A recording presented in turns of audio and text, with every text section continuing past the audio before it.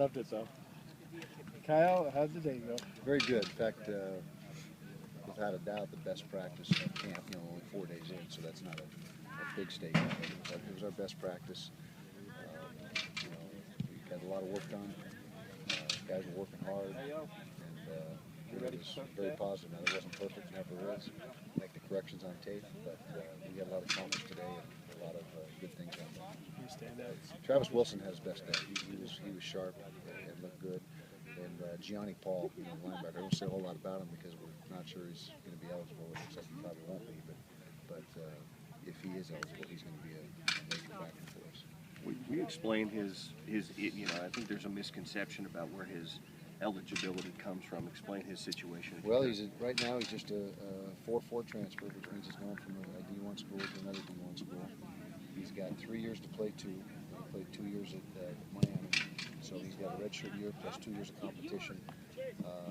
Within the Miami undergoing the investigation, we're waiting for the outcome of that. There's a slight chance, at least we've been told there's a slight chance that the guys may be able to transfer without having to sit out, much like the Penn State thing last year, 2 years ago. But if he's not able to do that, if that is not part of the sanction, if there is a sanction, who knows what's going to come of that, then he'll redshirt this fall, run scout team, and be ready to play the next 2 years. If he is eligible, then he's going to be on the field right away. Your expectations of Nate Orchard to really kind of step up and be one of the mainstays on that defensive line? He has to, and talked to the team last night about strengths and weaknesses from last year.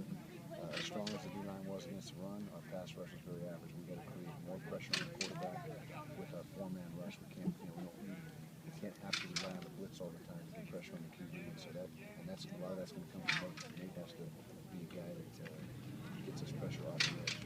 And his ability to be kind of a hybrid and drop back into coverage. Yeah, he's going to have to do that too. And him and Jason and Trevor, all those guys are up that same mold. And if he has to do that, they'll rush the quarterback 75% of the time and drop off the coverage the other 40%. As a guy that played linebacker, what's the biggest challenge that Rashawn Hooker is going to face in transitioning from linebacker back to safety?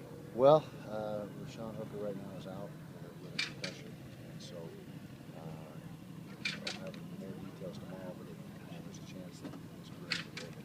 So I just got to, right now that's the main concern. That'll be his third, wouldn't it, 2 years? I think the doctors have that all on record. We're going to get the medical staff to give us an answer today on what his fate is. So that's our concern right now for his health. That happened in practice today? Yesterday. Talk about McCormick a little bit. He's obviously one of those guys. Is he a slot guy, a receiver, a running back, a all the kick above. returner? Kind of a slash guy. Able to carry the ball out of the backfield and from running back position, put him in the slot and run jet sweeps and bubble screens and hit screens and those type of things. And he can be a pure receiver as well. He's got good hands, excellent hands. And so very versatile, not real big, 165 pounds. We try to put some more weight on him, but he's got great quickness and he's just a tough kid.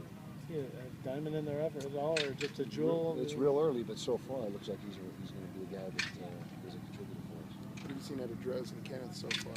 Great things, and those guys have separated themselves clearly from the pack. Those are two top guys. The Adams also having a good camp and doing some good things. But if you say who are two go-to guys right now on the outside, it's those two guys, and then the next two would probably be our tight ends, Wes and Jake, and it's neck and neck. The tight ends do an excellent job as well. So you're going to see a lot of two-type formations from us. Coach Brian Blecken, how's he doing? He seems like he's limping a little bit out there. Yeah, he's still hurting. He got a few reps in today, and it's it's kind of a double-edged sword. Yeah, the more you do, the sorer it gets. But he's got to get some work done if he's going to be ready to play. And so we're trying to manage that situation the best we can. But he's hurting right now, and he is nowhere near. He's probably about 60%. Where do you turn if he can't go? What's Well, he's been moved to linebacker, and so we've got quite a few bodies there. We've got VJ Fajoko and LT Filianga and Jared Norris and Trevor Wright could play there if he had to. Jacoby Hale. So we got a lot of bodies there. Wyatt Messina. So there's enough depth there, but he certainly helps us and makes us a lot better defense when he's on the field. Is there a possibility that he won't play? We got a redshirt year. We haven't even addressed that yet with him or talked about that. It's too early. But if we get much further down the road and he's not making any improvement, that's something we're going to have to look at. Speaking of Wyatt Messina, how's he progressing at linebacker? And Exceptionally. He's for a true freshman, and we forget he's a true freshman because he was here in spring as an early graduator, but he is way ahead of the curve as far as most true freshman linebackers.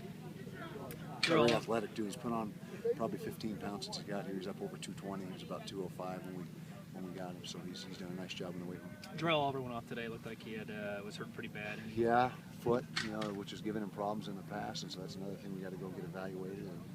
And it didn't look good, but sometimes it's just some scar tissue, breaking up. And sometimes it's something worse, so we'll find out. But he was hurt. Yeah, he was doing a nice job too. He had been having a good practice up until the injury. Are you seeing any separation at running back yet? You mentioned your top 2 wide receivers are there. What about the running back Kelvin spot? York is clearly the #1 guy. There's no doubt about that. Now beyond that, it's a great battle. We've got 3 or 4 guys behind Kelvin that are all jockeying for position. But right now, Kelvin is the guy that separated himself from the rest of the group. Coach, But James Poole had an excellent practice. I might add, to ask about standouts today. Bubba Poole did a great job today as well. Back to Hooker, you mentioned that he might be done for his career. Is that just a possibility, a worst-case scenario, or is that what you're expecting? Well, I'll know more if you give me a couple hours. I'll know more, but it's a definite possibility. I mean, it's the concussion thing is such a hot topic right now, a sensitive subject, and it's different than it used to be. In years past, we waited for him to clear up and go, but now with the new, information or things they've discovered, you just got to wait and see what the medical staff says. Seems like the story of the day is injuries. How frustrated are you personally with the injuries that are mounting up? Well, I would say it's not really much higher than most years, you're going to get banged up a little bit in camp because it's the physicality of it. The key is when we start to get 10 days, 12 days out from the game, we start to get healed up. And so if we can't do that, then it's going to be very frustrating. But if we can get these guys a little bit banged up back in the next week to 10 days, then we're going to be okay. Anybody else you thought about moving to safety? We're going to go sit down and talk about that now, and we'll have to see. That makes you see. No. We're running out of options. Corner.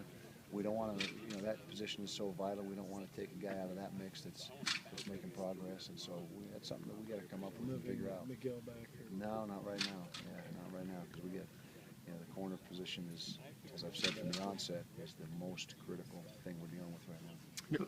McGill had a great play to end practice with a great did. interception. How's he doing with it? Obviously, you say he needs to drop some weight. How's he progressing? He's progressing. He has dropped about 5 pounds since opening day of camp. He's got about 5 or maybe 10 more to go, but he's focused. He's dialed in. He wants to be good, and there's no doubt in my mind he'll get the weight down, and he's still transitioning to the position. He's a safety all his life up until the last year, but he's got all the tools to become an excellent corner. So that's what we're hoping happens. Watching Jason Whittingham today, he looks more natural at that defensive end spot. Is the move a natural thing, or is it a need thing? Natural thing. Yeah, we had the luxury to do whatever we wanted with him because there was really no pressing need at either position. We just feel that's his most natural spot. Just like Trevor Riley, he's a very good linebacker, but he's more a natural pass rusher and defensive end type guy.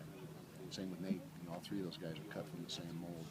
As far as 240, 250 pounds, and 6'2", 6'3", and kind of hybrid guys. Did you say what foot it was with Jerome?